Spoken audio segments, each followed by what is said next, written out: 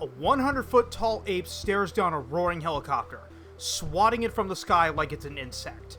There's fire, screaming, chaos. But in the midst of it all, he's not a monster. What if I told you that this was the first King Kong movie where he wasn't chasing beauty or dying tragically atop a skyscraper, but protecting his home? Kong Skull Island didn't reboot the myth, it reclaimed it.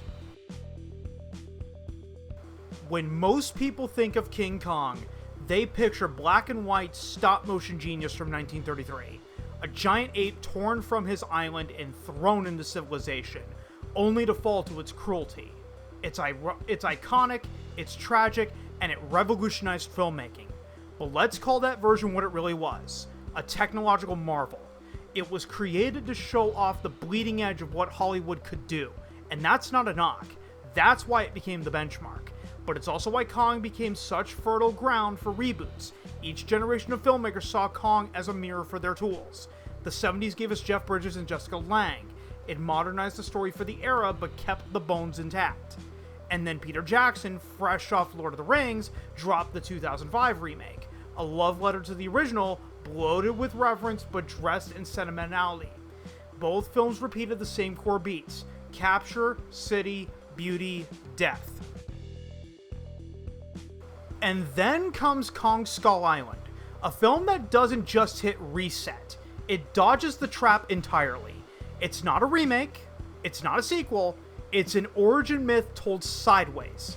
Set in the 70s during the tail end of the Vietnam War, it tosses us into a world where Kong's Island is an enigma.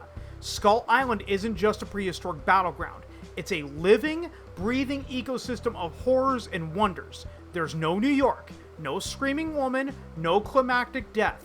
The tragedy is gone, and in its place, survival. Kong isn't pulled from his world, we enter his. And that changes everything. For the first time in franchise history, Skull Island becomes more than a plot device. It's a character. It's hostile, bizarre, and mysterious. And the addition of Skullcrawlers, grotesque, hyper-aggressive predators designed specifically for this story, shifts the dynamic. These creatures aren't passive challenges, they're a threat to the island's balance, and Kong is the only thing keeping them in check. He's not just fighting to survive, he's maintaining order. Even the natives, who in earlier films were presented with troubling colonial undertones, are now peaceful, resilient, and genuinely connected to Kong. They worship him not out of fear, but reverence. This is the first time the mythology feels complete. In previous films, Kong was a tragic figure. Romantic, misunderstood, doomed. But Skull Island rewrites that role. Here, Kong is a force of nature, a symbol of guardianship. He's not seeking companionship. He's not blinded by emotion. He's actively protecting his territory from invaders, both human and monstrous. And that's a crucial shift. Kong isn't a mirror of humanity anymore. He's a sovereign of his realm. His battles aren't metaphors, they're primal justice. And yes, he does battle helicopters, tanks, and bombs. But it's not mindless violence. The humans entered his domain, dropped explosives, and awakened hell. He reacts, he defends. The spectacle is visceral, but it's never empty. Let's talk cinematic universes. Kong Skull Island is technically a part of Legendary's Monsterverse, the same shared world that gave us Godzilla from 2014 and Godzilla vs. Kong. But what's brilliant here is how restrained that connection is. Monarch, the shadowy organization tying the threads together, doesn't appear until the post-credits scene. Until then, it's just a monster movie with no strings attached. That matters. It means Skull Island can be watched without homework. You don't need to know Kaiju lore. You don't need franchise fatigue.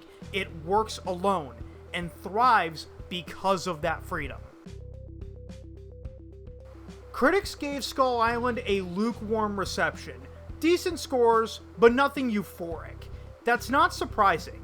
The film favors mood, movement, and mythology over meticulous plotting. But audiences? Audiences got it. They saw the spectacle, the redefinition, the emotional clarity beneath the chaos. And here's where the divide emerges again. Critics often crave narrative innovation, Audiences crave memorable moments. Skull Island delivers both, but subtly. The fights aren't about dominance, they're about equilibrium. And Kong doesn't emote with tragic longing, he roars with purpose. The movie is streamlined, stylized, and pulpy, but it's also deeply respectful of its legacy, even while deconstructing it. So why is Kong Skull Island my favorite King Kong movie? Because it dared to imagine what Kong could be without tragedy. It gave him autonomy, power, and dignity. It expanded the mythos without tethering itself to nostalgia, and it introduced new creatures, new environments, and new dynamics that push the franchise forward. It's a crowd pleaser, no question, but it's also a foundational piece of monster storytelling, one that finally sees Kong not a spectacle for the city, but as a king of his own myth. You could ignore the Monsterverse connection entirely and still walk away fulfilled, and that's rare. Most franchise entries aren't built to stand alone, but Skull Island is, and that's what makes it extraordinary, and that's why I recommend you see Kong Skull Island if you have not already seen it by now.